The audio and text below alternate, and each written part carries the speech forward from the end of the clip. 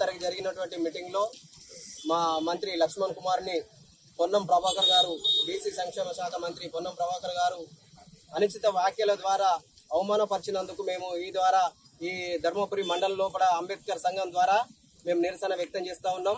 అంబేద్కర్ సంఘం తరఫున పొన్నం ప్రభాకర్ ను మంత్రివర్గం నుంచి బర్తరఫ్ చేయాలని మేము డిమాండ్ చేస్తా ఉన్నాం.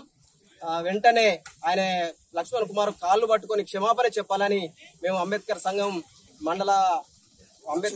తరఫున మేము ధర్మపురిలో ఈ రోజు ఈ నిరసన కార్యక్రమం తెలియజేస్తా ఉన్నాం.